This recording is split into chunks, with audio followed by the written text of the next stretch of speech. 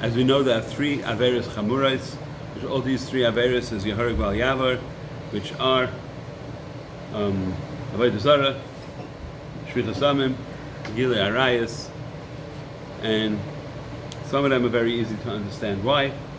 And Gilui Arayos is really difficult to understand why it's included with the other three. Explaining as follows. Avodah Zarah, and also I'll explain why it's negated to this week's Pasha. Avodah Zarah is really pashut that a person is baigid in kuchabrichu, go over Avodah Zarah, so you're going again, you're rebelling against the Rebbeinu Shalom, says Yehareg Val Yavar. When a person comes to Chas V'Shalom, he'll come to opportunity, he says, somebody tells him Hashkem B'Hargai, B'Harcha, right? So you have to let yourself be killed. Explains the Gemara, like why is your blood redder than his blood, and therefore you have to let yourself be killed. But seemingly Gilui Arayos, it seemingly is more so like a Avera Ben Adam L'Chavera Ben Ish L'Ishtay. Why should that be a Yehareg Val Yavar on the same basis of something that's a complete begida in the Rebbeinu Shalom? L'Chera, it's not a begida in the Rebbeinu Shalom. So, why is it negated this week's Pasha? Obviously, this week's Pasha is talking about the Pasha of Saita. The Saita is not necessarily an Avera of Gilui Arayos, it's just an Avera of Kinei Asishtay. That if there's a Chshad, so if it's a Chshad, so you go to the Kayin and they'll give you the magic potion, and either you'll be Chayiv or you won't be Chayiv. But Maisa, you see that even just a chshad, the whole passion of the Torah on a chshad, just to be mevareh safek. That's one thing. And also you see Nachazach, which is really a pella. If you think about it, the Rebbeinu Shalom said, Yimach Shmoi. It's the only time you see that you write the Rebbeinu Shalom's shame, and you put it in the Ma'im HaMa'arim, and his name gets erased. You don't see that by Gilui Arayos, you don't see that by Avodah Zarah, you don't see that by any other Avera. It's like a pella. Why? Dafka by the mitzvah of Saita that you have that and no other. And so to understand a little bit is really a little somewhat connected to what we learned by Shavuos. What happened by Shavuos? In Shavuos we had what we call like a YIHU. What happened? A YIHU between the Rebbeinu Shalom and us, right? And what happened? We had, so to speak, a chuppah, a marriage. And Rebbeinu Shalom said, I'm making you my Am HaNivchar, I'm selecting you, and then you are going to become my Kala. I'm going to give you presents for it and everything else. I'm going to give you the Torah. What happens when a person has a chasna? So what happens is, the Isha becomes Asur L'Kol Adam. That's Kiddushin, right? So when the Rebbeinu Shalom was Mekadesh Klal Yisrael as part of his Am HaNivchar, so he was Mekadesh them, they're exclusive to Rebbeinu Shalom, they can't be with anybody else. As we know that everything that happens here is a mashal of what's going on in the El Yainim. And just like the Rebbeinu Shalom was Mekadesh us as the Am HaNivchar, and we have absolute loyalty to Rebbeinu Shalom, we can, so to speak, go and live with another, since we're the Kal, to live with another man, right? And in this case, the mashal of being Rebbeinu Shalom. And so therefore, if somebody is over Gilui Arayos, it's pshat that is the begida in the Rebbeinu Shalom, because us as a Am HaNivchar, or Makabel the Torah, so that represents a begida in going against him, just like he married us on Shavuos, right?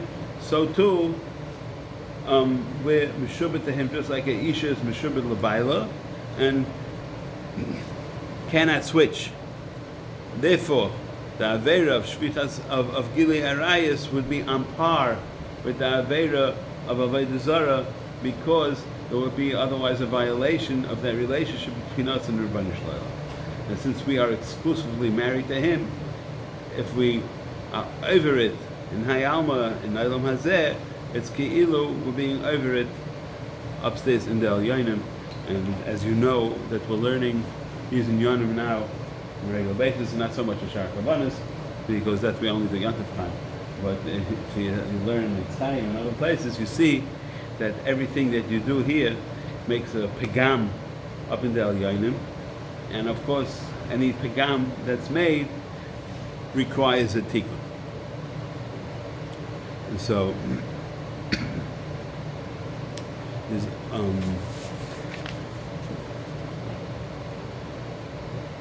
you also see over here that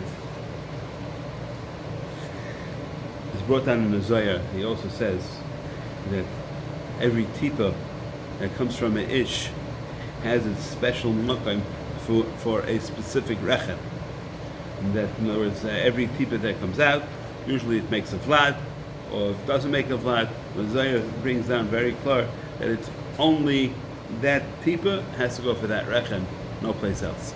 So therefore, if it's being used anywhere else, so there's automatically a pagam and there's a begida in Rabbeinu Shlomo.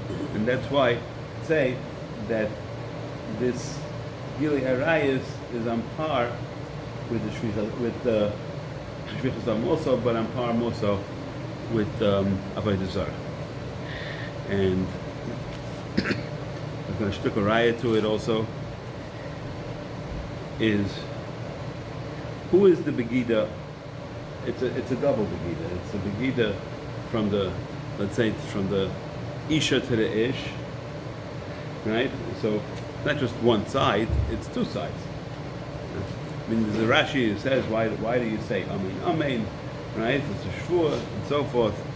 But you see, the Pasha starts off ish, right? And then it goes on to say amen. Why the double lashon? And each one has to go both ways. So therefore, the begida comes from the kina ishta is ish. So then the tikkun has to be also on par, has to be 2 and 2. You say ish. The tikkun for it is the amen.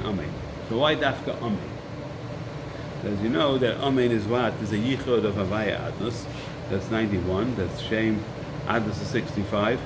And Shem Havaya is 26. So 65 and 26 is 91, which is Gematria amen. Right?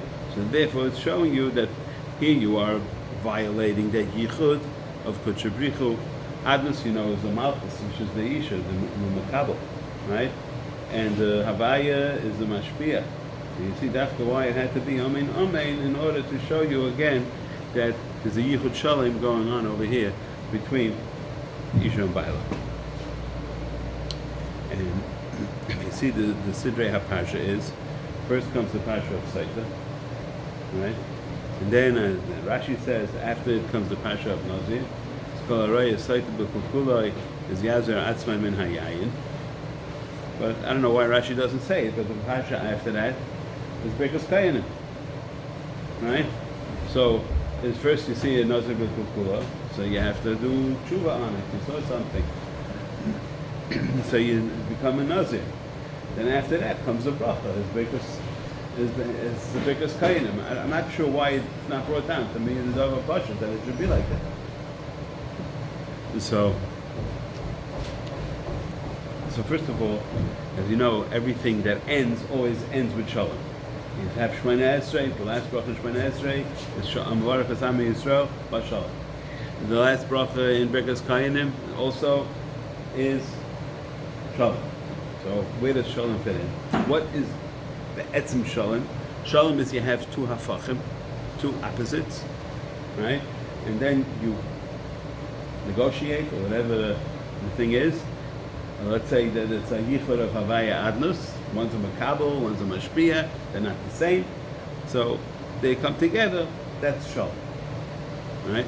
So therefore, the shalom is very much on par with the amen, because it's showing you very similar that you have a yichud together. Once the yichud happens, then you have shalom, which is called shleimus. Shalom is lashon shleimus. So the pasuk says, "V'samu Shmi al bnei Yisrael v'ani avrachem." And what's the ultimate bracha? The ultimate bracha is shalom. And how do you see that from V'samu as Shmi al bnei Yisrael? Because shalom is gematria 317, 76. And the Samu is Gematria 352. This is Drush, so you put the arm on it. So with what was the Rabbanu Shloim Mikadesh Klal Yisrael? What matanis the Klal Yisrael got? We got the Chaf Dalet Kishutei Kala. We got the Torah. Chaf Dalet Sifrei Tanakh. So if you take the Chaf Dalet Kishutei Kala and you add it to the Samu, is also Gematria 376. So that equals to Shalom. And so, in just to finish up the whole thing, you see, anytime there's a tikkun, there's a period. So of course, we are one with Avinu Shabashamayim, even if we don't feel it every time. But that's the Avodah, and every time there's a shtickle period, so we have to be misakin it, and therefore we have to make shalom. And obviously, the shalom that we make by Elam Hazeh is also mashpia on the shalom up in the Elyonim, that we should always be yishara b'shalom. If there's a pagam over here, then the Rebbeinu Shalom brings Muhammad, and